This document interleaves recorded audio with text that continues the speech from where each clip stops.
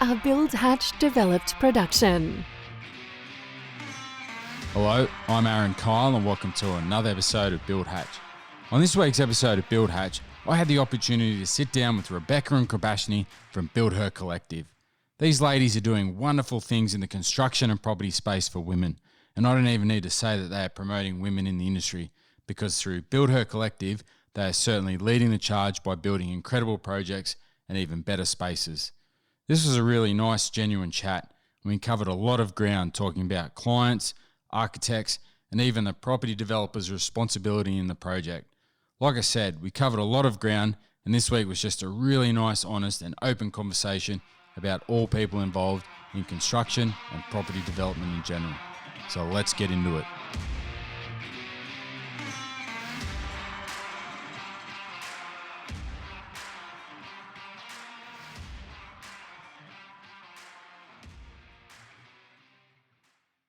Kribashini and Rebeka from BuildHer Collective, welcome to BuildHer. Thank you for having us. We're super excited to be here. This will be a good one. So this is a bit of a combined collaborative joint effort, more of a personal sit down and conversation. So I'm really looking forward to it.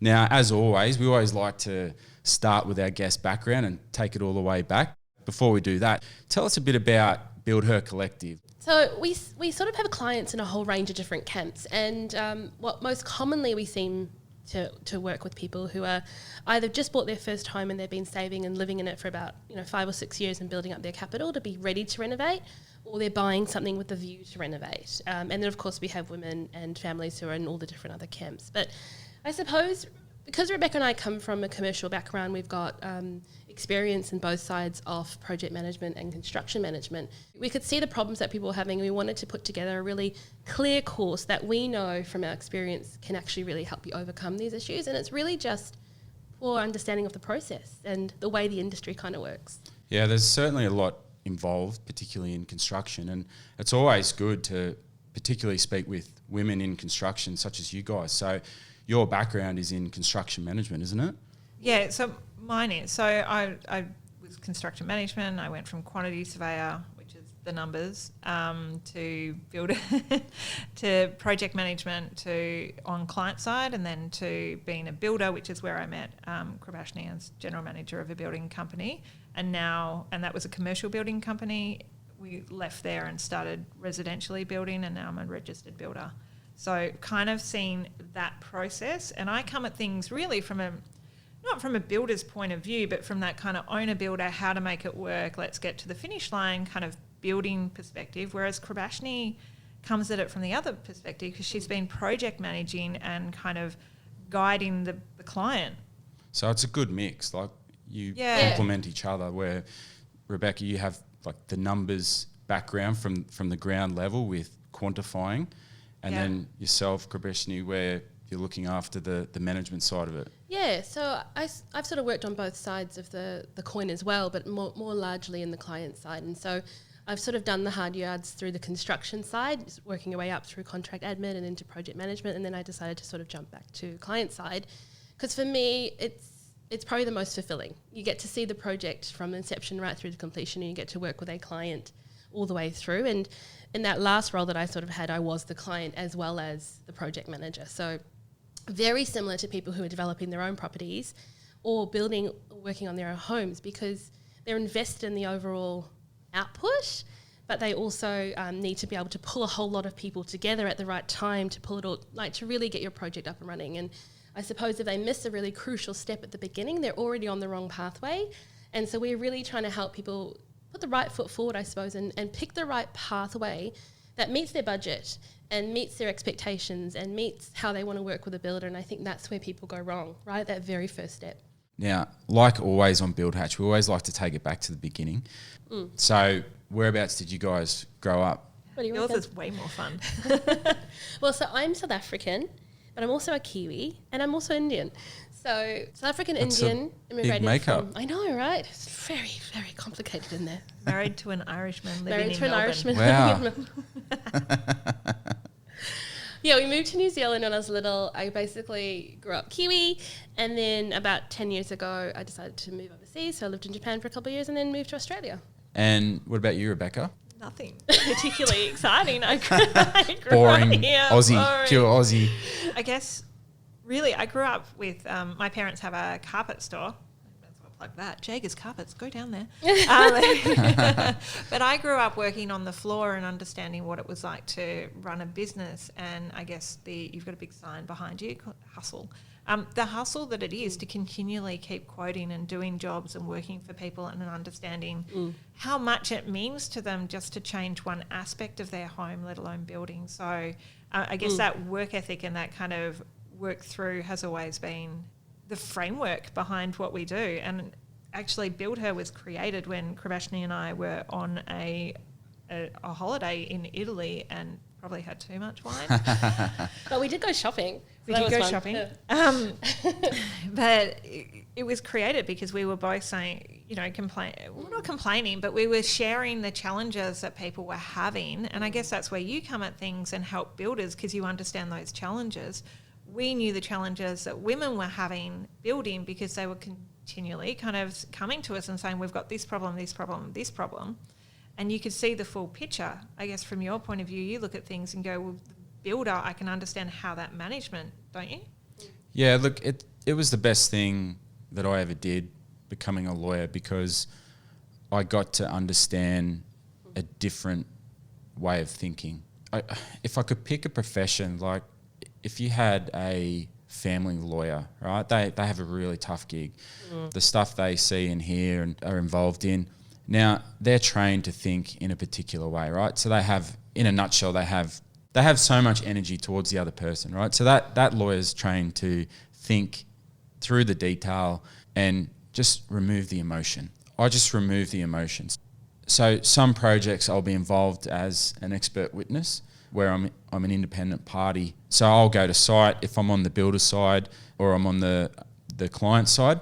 It doesn't matter, but I'm independent, right? And then so where this has morphed into now is where I collaborate with a lot of lawyers as well as expert witness work. I do a lot of in-house work, and then through the podcast, I've just had multiple requests regularly to say, look, are you interested in coming and helping us? We need help. And so like construction law and is similar to a construction project, it's fairly niche, but there's so many different moving parts. So you can't sort of put a certain role on a certain project. Like there's so many different pieces to the puzzle. At the end of the day, there's still no answer that fixes everything. It's just having the right attitude and adapting and being respectful and trying to understand people as much as possible.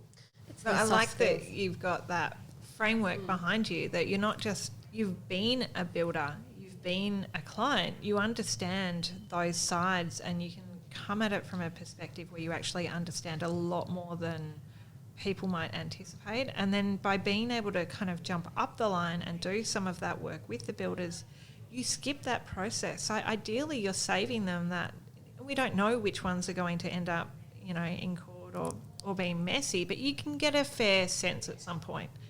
And so by being able to jump in at that point and sort of mitigate those losses from the beginning means that everyone's getting a much better outcome, and they don't have to go through that really stressful, draining journey. And it's a journey that so many people hear about and what puts them off building. When you've done a lot of projects, there's always a bad egg somewhere. Yes. There's always that one project that is going to go wrong in some way, and you just can't predict where it's going to go wrong. You can do everything right along the way and it can still get away from you. And we often talk about that with our members as well, is that you just need to be ready for that. One of the reasons that we were able to help those women who were coming to us is that we could take a step back and look at the whole process and say, well, this is actually where it went wrong and this is how you could have resolved that issue. And that comes from having done lots of projects and been through lots of different experiences, like you would be able to bring to the table as well, by seeing a whole lot of different issues arise and working through the resolution of a lot of different issues. Then you're bringing all that knowledge and experience to the next person, which I think is fantastic. Yeah, look, thank you. I'm extremely passionate about working with people behind the scenes. That's what I love, behind the scenes, and that's what this podcast sort of morphed into. It was so nowadays, it's 2020, so we have Instagram and Facebook and all the other social media channels. People get to see how their project's going and the development and the different stages. But not so long ago, you would really only see the completed project in an MBA award or a HIA award. But nowadays, everyone's exposed to so much information, so it can be information overload, really. So I just sort of set out to try and find out the real stories, what goes on in a project, what goes on with a particular builder, why they got into their respective industries. And one thing that I want to go back to, particularly with you, Rebeka, with quantifying and working as a quantity surveyor, because often you'll find, if I can pick on construction management, their first role is often as a contract administrator.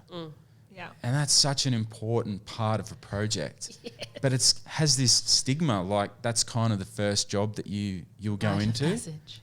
Yeah, isn't it? It's so true, isn't it? But yeah, I guess quantity surveying is basically working out what everything costs and going through it. I guess the good thing about that was that I got to work on so many different projects and got a really great understanding for design, cost, and how things got put together. Because as someone who's qualified, they've taught you stuff at uni, but you need to start seeing how things actually go together and what that looks like on site, and what little annotations on the drawings can have massive budget effects, and running that through. I mean, we had an issue with some windows, and it was just like we're building a 7-star, that BuildHer 8 project, 7-star energy rated project, and one of the little annotations on the windows and what that U value was meant that you could only use one specific glass, and there was a $34,000 cost saving by going back and forth to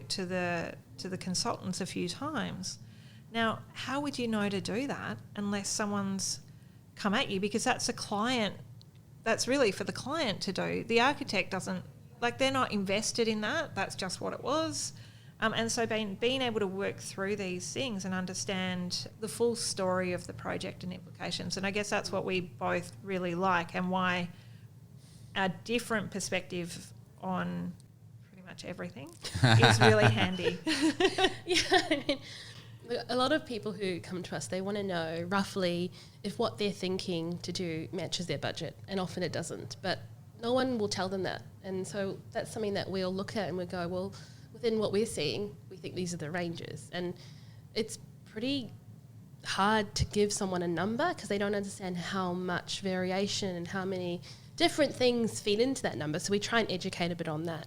They also want to know, like, is it the right idea or not before they engage any professionals, because every dollar counts when you've been saving up for years and then you don't know how to spend that wisely, and so it's really kind of a bit scary to start off. And I suppose the other big thing that they really have trouble with is, like, how long will it take, and can they live in it when they're doing it? And so answers to those sorts of questions are sort of the first building blocks of how to even plan your project. And I like to say it's project management by design. And, you plan your project, you design the execution of your project. Yeah, I like that. That's a really good analogy. Okay, so I have a feeling I know the answer to this question, but what is a typical design brief, or what would a typical brief look like, people approaching and reaching out to you guys at BuildHer Collective? So when people come to us, generally they've got some questions. So we do like a free 20-minute consult, and we'll give them a broad understanding of where we think they're at, some people, and whether we think we can help them, whether they'd be a good fit. Some people, and this is kind of harsh, but some people aren't meant to build. Some people, it's going to be a really stressful process. They're going to take their family on that journey for 2 or 3 years, and it's not going to feel really nice. Those people should just buy a house that's finished and save themselves the time and the energy. But identifying that from the beginning is really tricky because it's going to take time. It's probably 15 hours a week, 5 to 15 hours a week for a period of time. Do you have that? Is the outcome, or is what you're trying to achieve worth it to you? So we have this kind of pretty in-depth, actually 20-minute conversation with someone, and then I guess for us it's about education. So you need to know a whole heap of stuff to be able to choose your pathway and understand. And no one is educating you. And so a lot of people will say, well, why didn't the builder tell me that? It's not actually his job. Yep. Why didn't the architect tell me? It's not really his job either. So it's no one's job.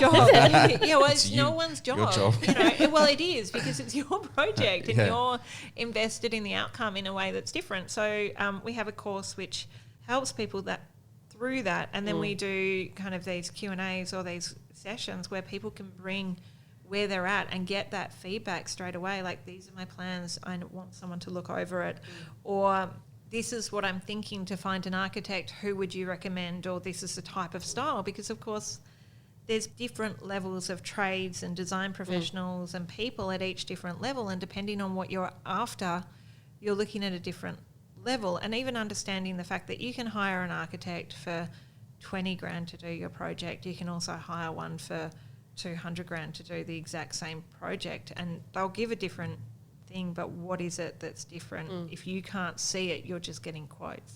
That's do you know what I mean? Yep.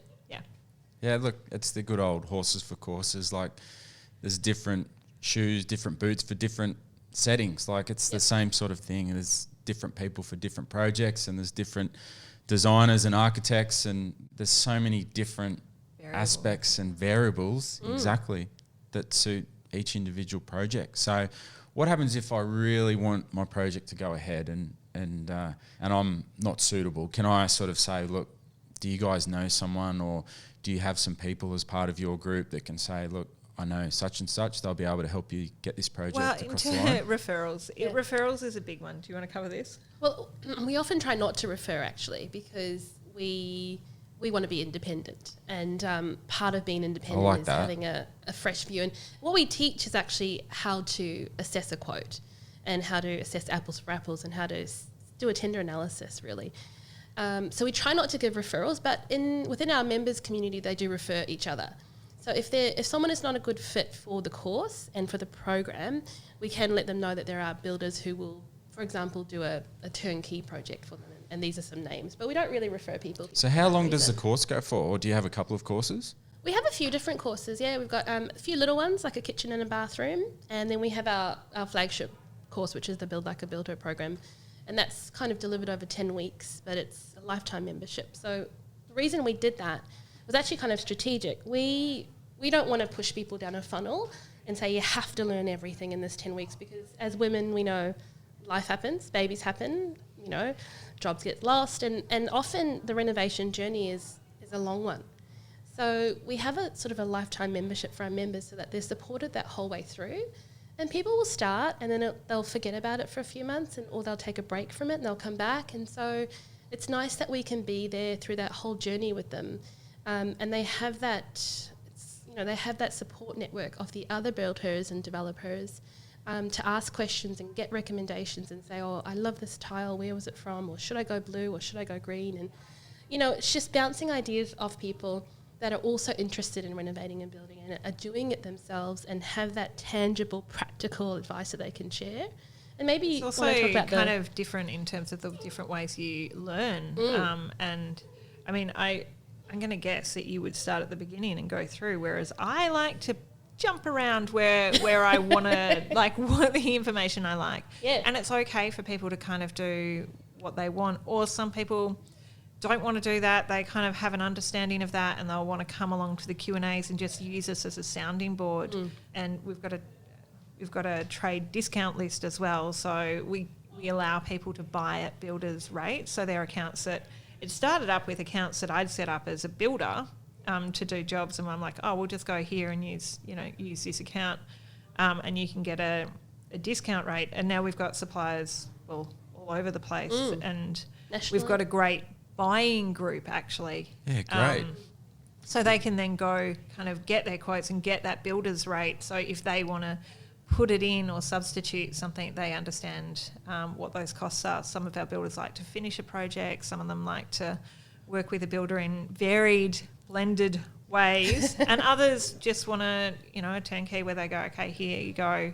I'm going to tend to this professionally and understand what I'm buying from the builder and the process to run through that, and they won't get involved in that same level.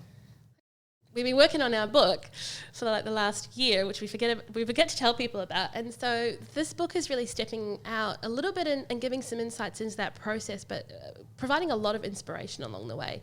And if people are thinking about it, because we know they think about it for years before they're ready to take that first step. And often people put a barrier, right? So I'm not thinking about my renovation until I have X amount of dollars. Or I am thinking about it, but I'm not going to hire a builder or talk to anyone about it until I have X amount of dollars or we have the right house. And actually, that's not a great way to think about it, because I think that being in our community and being involved and seeing what people are doing before you're starting is one of the best gifts you can give to yourself, because you just absorb and learn so much more by doing that. But this book is also really interesting in a way of breaking down some of those processes and really sort of helping you get your head around what's ahead of you.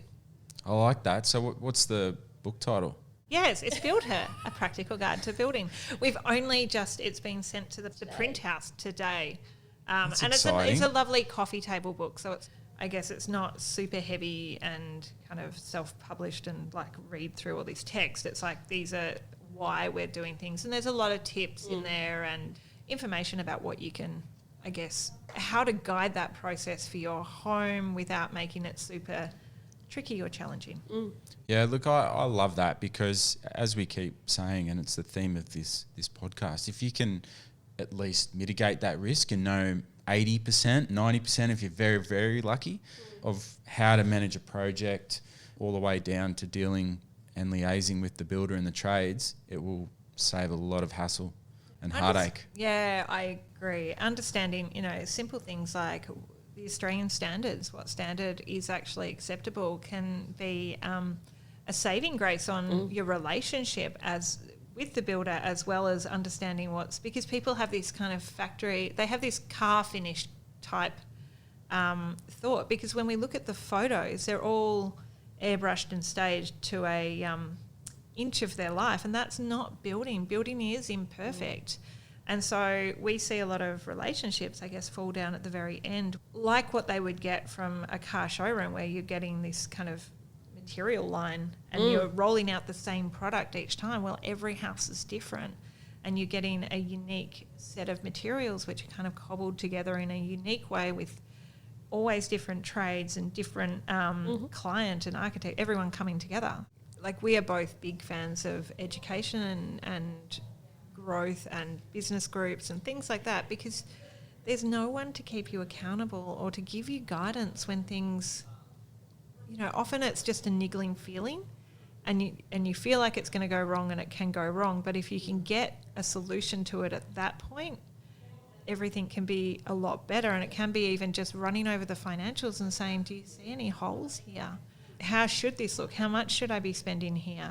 What are the different packages that are being released that I can use to manage my sites and my trades? Like, all of this information, you don't get it from anywhere unless you go seek it. I call it strategizing. And how many people are there out there that talk about, when I was building a long time ago, I would go see my accountant and lawyer. I still didn't feel like it was a customised, specific strategy for my business. So seeing an accountant, they say, how can I make money? Yeah. Increase your turnover. Well, it's not just increasing turnover, because with that comes a whole heap of other problems, supervision and expense and things like that. It's definitely a sweet spot. Yeah, and that's right. And then you go see a lawyer. Well, the only time you go see a lawyer usually is if you're acquiring a site or you're in trouble in our industry. So whereas a lot of the problems that we experience day to day in construction land is a strategy. It's not like a hard and fast rule that you can read on a YouTube channel or hear about on a podcast. There's no manual for it. It's about strategizing and saying, look, I have these problems, or I have this client problems, or I'm struggling with this site. I've lost money. How can I get it back on track? It's a very customized and specific strategy that I think the industry needs. We do that with the Developing for Profit. So we've got a group of women that are all renovating and developing for profit, and we've got the structure of the course to teach them how to do that. But each month we go in and we speak to someone who is actually developing for profit, and they've all got a sweet spot. They've all got an edge and a way they play the game, and we speak to them and kind of draw that out. And then we look at, sometimes we look at the feasibility, the numbers of how that's working. because we can all learn from how someone else is doing it. And by seeing across so many different pathways, but no one wants to share that information. And for one person to go out and say, okay, I'm going to speak to you, and then I'm going to spend my time speaking to this person, then I'm going to try and work out what they're doing, it would be too much. So by kind of centralising that, we can all learn, and then we all share amongst ourselves, and I guess really have that kind of the strategy, the input, and shared learnings and confidence for someone to say, oh, well, actually, you might not have considered the civil work that's going to be required in this. So it looks good, but Always have you underlooked. allowed this much? And I guess that's super important. Yeah, and it's also about sharing knowledge. So little things like saying, well, I just did a project in that area and the big thing was tree removal and off-street car parking. Or looking at a feasibility and saying, actually, you haven't allowed, like your square metre rate is totally off the charts. Have you actually verified with any builders or sanity checked with anyone? So it's about, I suppose, that in some way looking at the strategy and saying, well, we're looking at it over everything. So you're able to steer them and oversee their project. Yeah, and there's different experts in there. So you've got people doing their first project and they're doing their family home, and then you've got other people that are managing 8 to 10, townhouse developments on the books, and how they tie in their businesses and the financials and how to make it all work. We've got people in there that are lots of wives of builders and architects. I mean, wife of builders are amazing for this type of thing because you've got the skill to be able to get, a well-costed product. And then you've got that person to be able to spend the time doing that bookwork and that strategy and that research that goes in. Selling a house is a really emotional thing. So there's a whole process around branding that, doing the socials, being able to sell it, and kind of having that value at the highest level. I think also we want to put out good homes, right? So we want a good product out there, and I think that's the key difference is we don't think developing is a dirty word or being a developer is a dirty word. We made our own word, developer. But being a developer is about creating a great space and a home that someone wants to live in that actually speaks to their values and speaks the way that we need a home to work and flow, and it makes people happy to be in those homes. And I think that's what it's also about. It's that difference. It's that having a point of difference, having a value drive, being engaged in it. And I think that it's all for me, it's all kind of coming together into the one big melting pot. Yeah, look, I was having this conversation the other week about this, and I had the guys on a couple of weeks ago from Urban & Co in Sydney, and these guys work right from day one. So it may be a case of the client acquires a site all the way through to handing over the keys. And we were having a bit of a running joke because their clients sometimes are their second or third project. They have learnt from the first project of what not to do, even if that includes never manage a project, because you mentioned it, there's so many pieces of the puzzle that go into building. It's impossible to be a guru at it.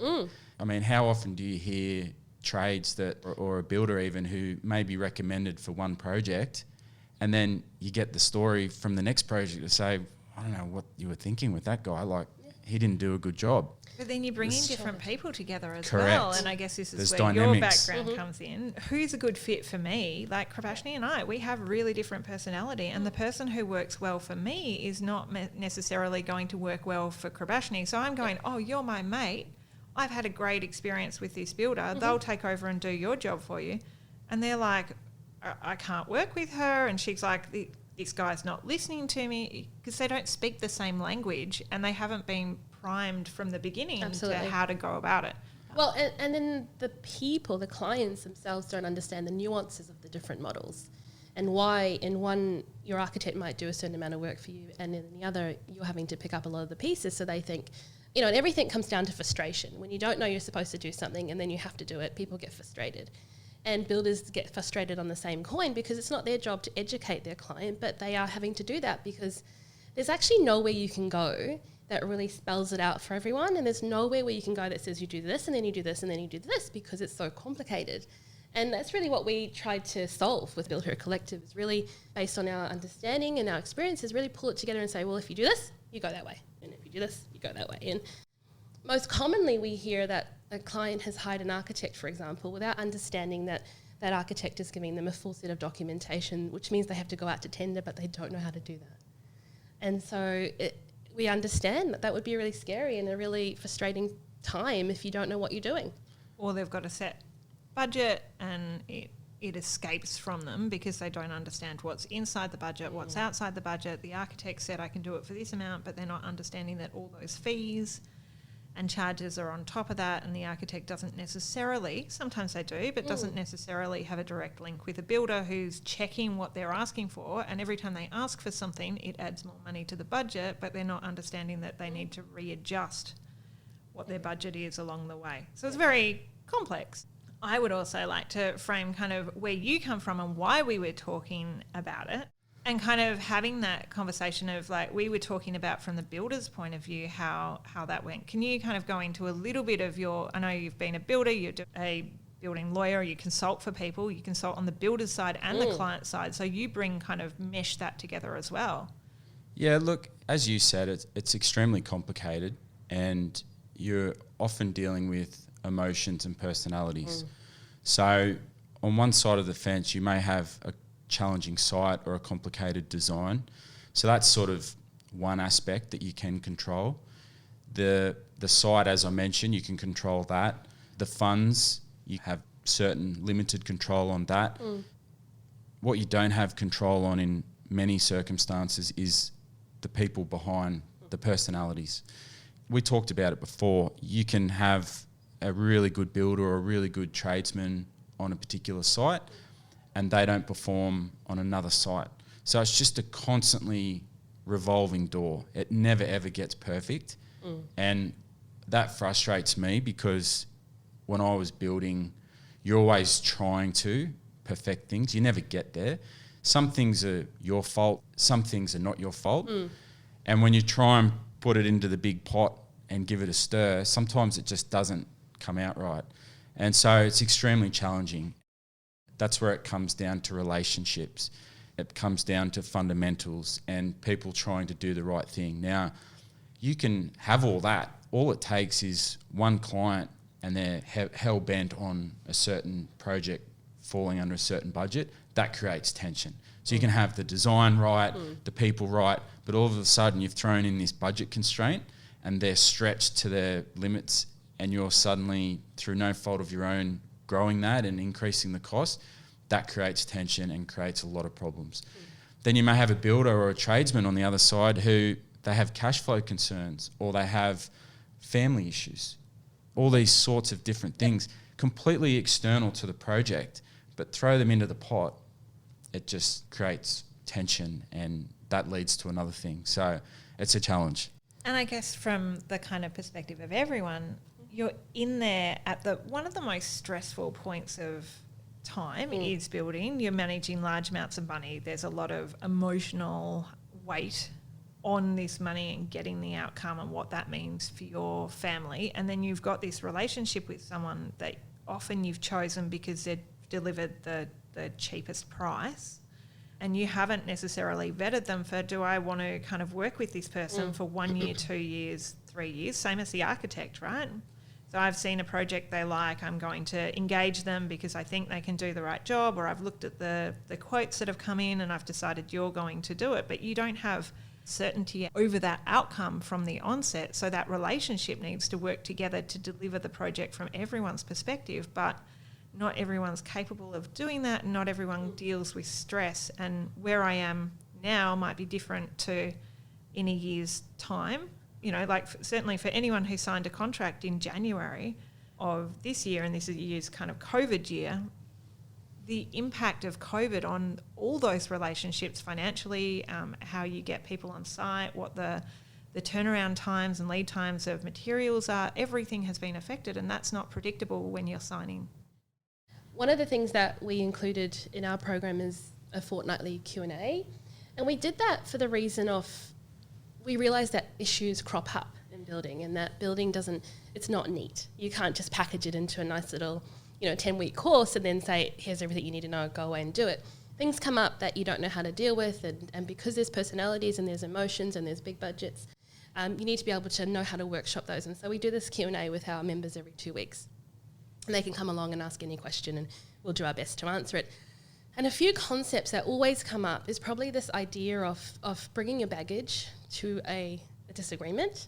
And we try and talk to our members about understanding that you can't bring every little thing. When there's an issue that's arisen on site, you can't bring the baggage of every other little thing that's cropped up to this one debate. You need to be able to look at something in isolation and look at it for the facts. And also take the emotion out of it. That's a difficult thing to do, isn't it? It's so hard because they sometimes they bring their baggage that had nothing to do with this builder. It can be, we've been going through this process with our architect for 10 years. And now we've finally got to the point and now there's an issue that's arisen on site and it's not actually anyone's fault. It's just happened. And so how do you work through that?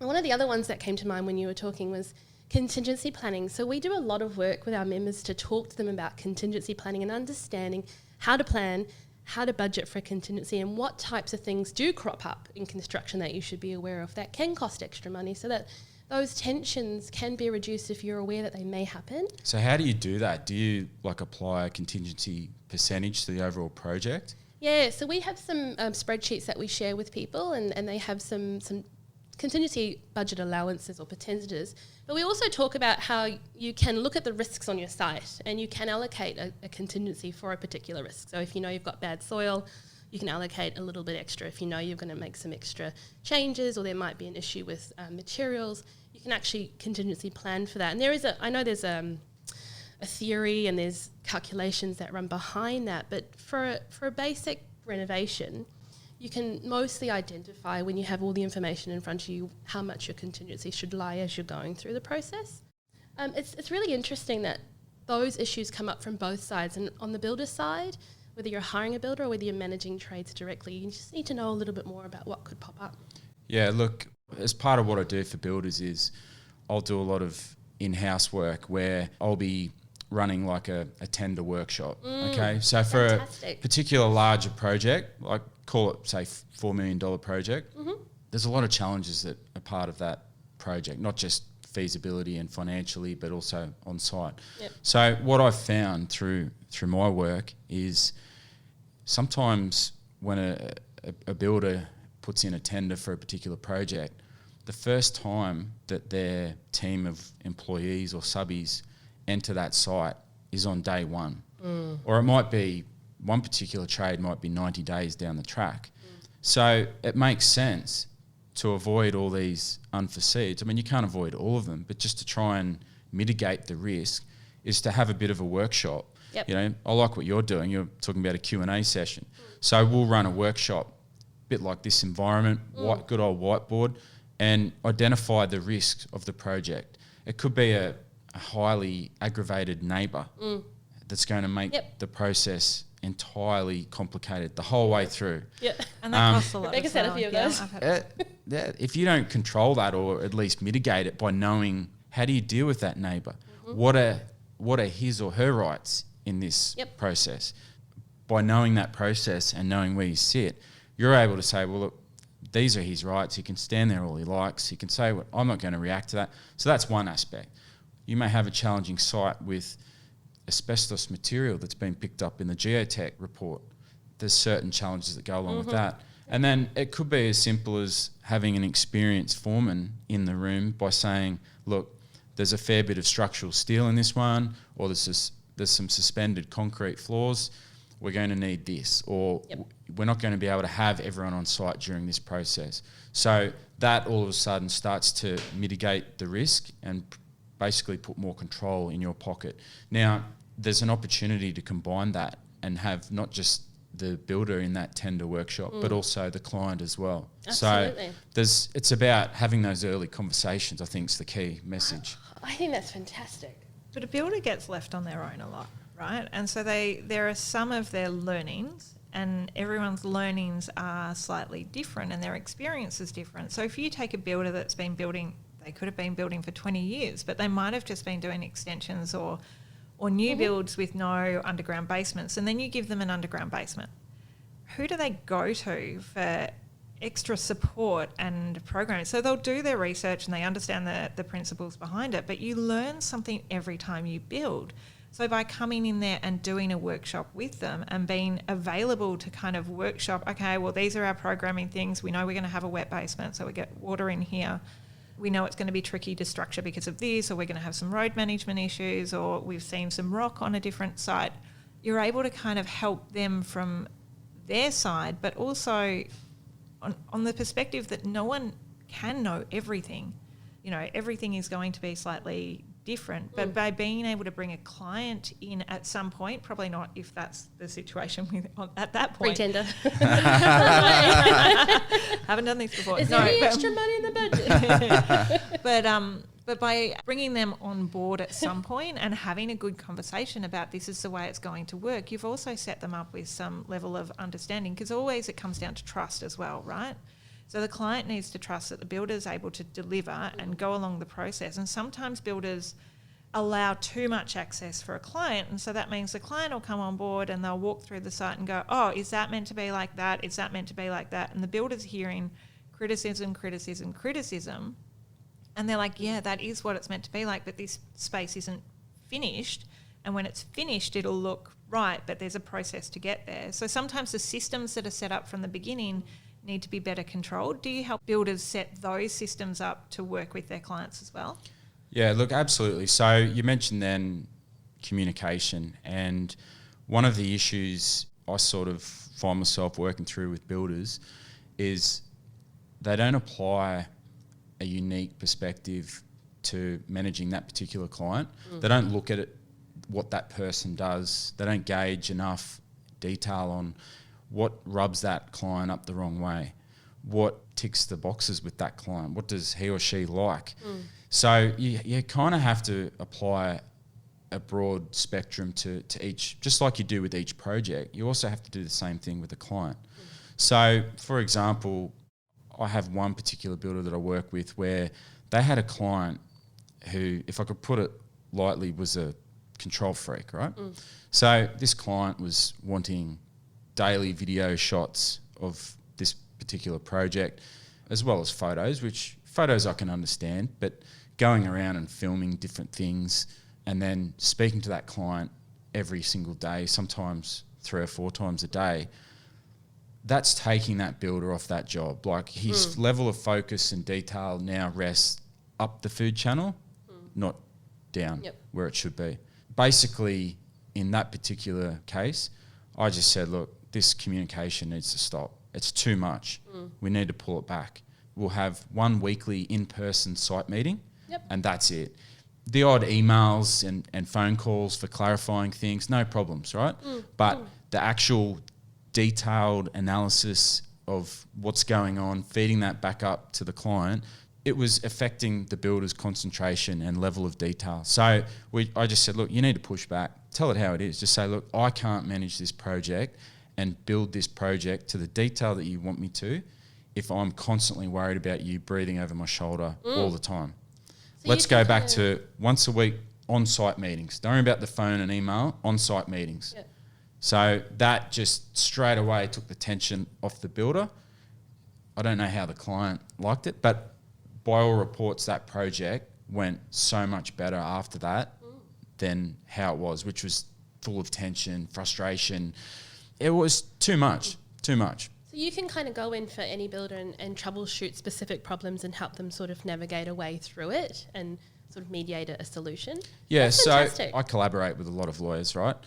And we talk about this all the time. From our perspective, disputes arise out of frustration, but usually a dispute that forms into a contractual dispute or a financial dispute, that result is an outcome of something going back to some particular event or incident, right? Absolutely. That's usually the case. So from the client's perspective, they're trying to reduce their damage. It becomes a financial dispute. So they'll then say, well, look, we have building defects, which is a common way of quantifying the damage that they have suffered. And then a builder on the other side is not getting paid. I think it's such a fantastic service to offer builders, particularly builders coming up in the trade. And the reason I wanted to touch back on that point is it's so valuable because A lot of the times the bigger commercial builders, they have project managers and construction managers who have seen a lot, who've worked on a lot of different projects, and often they will have a pre-tender session, and they will have basically a risk management session where they pull in everyone who's relevant, and they'll go through and they go, right, have we allowed enough of this? Have we thought about this? Have we done this? And for you to be able to offer that service to builders who don't have that level of resourcing in their companies, or they're young builders who are coming up the chain, or they're small companies, it would be a fantastic benefit to them. And I think one of the things that which I think could be controversial, but I'm going to say it anyway. Go for it. I just think that the residential construction industry has so much to learn from the commercial construction industry in terms of how to do things better, how to manage projects better, how to be a little bit more risk adverse, how to protect themselves a little bit better. And if the two industries could actually get together and share those skills, I think it'd be better for everyone's clients included, buyers, tradies, small builders, new builders, newly registered builders. I think that there's so much to learn from everyone. And, you know, in bigger projects, it does happen a lot. It's just not really filtering down, I think. Yeah, look, I actually don't think it's controversial at all. And actually, I agree with you, because the issue you see with, say, a difference between a commercial site and a residential site, you may have a formwork carpenter, for example, on a commercial site. He's very good at certain things, putting together columns, slabs, things like that. But he might struggle to do residential construction. Absolutely. And the challenges that exist on that. And then vice versa, you have builders. I mean, some of the builders I've seen who, to make a step from residential up to commercial, it's another ball game. Yep. You have to increase your standards. You have to have extra quality management controls, environmental management controls. So putting together these policies and procedures, managing your site with day-to-day challenges. We've just gone through 2020 with COVID, and that's presented a challenge on its own. Those challenges with site registers and things like that go by the wayside on some residential sites, they are paramount on commercial sites. So from the ground up, literally, there are so many extra challenges that exist from making that step. And I agree with you, vice versa, because I was working on commercial, and we started BuildHer, and now I'm learning a lot more about residential, and little things like, in a commercial building we need to have this, this, and this, and Rebecca's like, no, in the residential we don't need to have that. And so even for me, it's like, okay, I've got to relearn this, and it's not that you don't know, it's just they're different. Well, different on all aspects, because there's this expectation that in building is true, but like residential building is really tricky for people.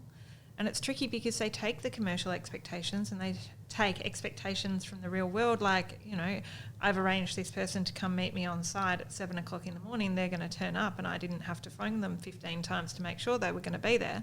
And they apply it to domestic, and they're like, the guy didn't turn up. And I'm like, yep. Well, that's going to happen. They came and they looked at the site and then they didn't submit a quote. And I'm like, yeah, because they're really busy. And for them, the time that they're spending on their tools is split with the paperwork. And a lot of the people who are on the tools, the paperwork isn't the skill set that they are best at or they enjoy the most, so they don't do it, and no one's checking, or the compliance levels are pretty low. And most of the builders domestically, or a lot of them, have come from that old, I was a carpenter and I can build a house, so I'm going to move up that line. So those things that we're expecting commercially are very different. Whereas in a commercial framework, we've got people that are trained and they've got university level, they're good at the paperwork, they understand how to get it done. It's a lot quicker for them to do a lot of this stuff than maybe it is someone who it's not innately a skill that they're very good at. So you've got to kind of understand the perspective around it when you then start to look at building and engaging someone. What am I hiring, and what can I backfill to make this process easier as a client? If money's that outcome and you've got a fixed constraint and you want to manage, you can step in and help guide these things. So those weekly meetings that you were talking about that you're saying builder put in place, we're actually teaching the same thing, but we're saying, client, put this in place with your builder because you can keep them on track. Because often the constraints that we're finding from the builder is the client is they're going, oh, the builder asked me to have the toilet on site tomorrow, so I've got to drop everything, go find a toilet. An ideal world, yeah, everything's selected ahead of time, but we know that doesn't actually happen. So by having these weekly meetings, we can frame, okay, what's coming up ahead? What do I need to get organised? What framework and time and programming are you doing? And then everyone's accountable at the one meeting, and you're covering off so many more conversations than those Sunday night emails, and everyone knows we all read into emails differently. Correct. And we speak to people Especially differently on emails than we do. And so then that frustration's coming out in the emails, whereas it's a meeting, it's a lot nicer. You know, I think a great example of that, we're running a development with, we're bringing 6 other women through, like an internship into building and construction. And one of the conversations came through one of our members to say we were getting a fence quote, and she said she'd emailed him and she'd spoken to him on the phone, but he hadn't returned her email. And it was about 2 weeks, I think. So she said, well, he must not want the job. And we were like, well, actually, no, he's probably just really busy on the tools because he's on the tools 9 to 5 or, 7 to 4, and he hasn't had a chance to respond to the email yet. So don't discount him too soon. And so there's this fine balance of understanding the way that the industry works so you can get the best out of it, and accepting certain things, but also knowing when to ask for something and how long is appropriate to wait. Yeah, look, I really like what you were just talking about, and having that understanding of that day-to-day relationship of what that builder or trade's doing, and being accepting that that particular trade hasn't put the quote in or hasn't gotten back, and understanding that the day in the life of a trade, because it's extremely hard. I see it on Instagram all the time where a particular apprentice has come on as a mature age apprentice. They don't like their Monday to Friday boring office job. They love this tradie life, and so they're enjoying it, working out in the in the weather. So they're on the tools. It's a physical job. So getting home at night and putting together a quote is not always their number one priority in life, and it's hard. It's a hard thing to fathom, isn't it? Like, I know if I was on the tools all day, I don't want to come home and then get in front of the computer and work on a quote. But I guess that's kind of the understanding also the framework and how often you've got to call someone, and having that system in place. If I spoke to my concreter and I say, okay, I'm going to book you in for 2 weeks' time on the 2nd. If I just leave it till the 2nd, it may or may not be 2 weeks' time. I actually don't know where the date is. But if I just leave it till then and wait for him to turn up, that's not going to happen. That's right. He isn't remembered. There's no system and framework, and there's no accountability. So, and as a client, you might be one-off job. He's never going to see or hear from you again. So where's his real incentive to kind of level up for you?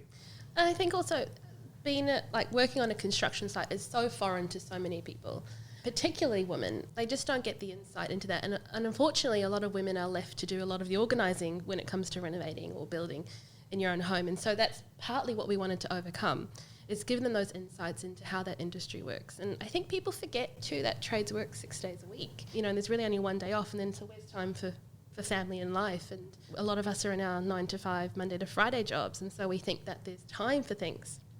So I think understanding is the first step to reducing the amount of frustration that's going to happen. There is a reason to bring out a contract at the end of the project. It's happened months ago, or it's been a steady roll of a lot of things. That's right. Yeah, look, I think it's a wonderful thing you guys are doing, and I think anything that's inspiring women to get into building and construction and create a little community and a group, I think it's really inspiring and excellent. So well done. I think it's a really good thing for the industry. So it's really exciting to see what you guys are doing in future, and I really appreciate you guys coming on to BuildHer. Hello so much for having us. Well, that was another BuildHer episode with Rebeka and Kribashini from BuildHer Collective. What an inspiring group of women, and I certainly encourage you to check out their socials, as these guys are an absolute powerhouse doing incredible and exciting things in the construction space. Like I said, they're absolutely leading the charge. As usual, please check out our Instagram page and other socials, where you'll be able to learn more about our guests and some of the features of the projects that we talk about. Have a great week, and you'll hear me again on the airwaves next week. Thanks for listening to another episode of BuildHer. You have experienced a BuildHer developed production.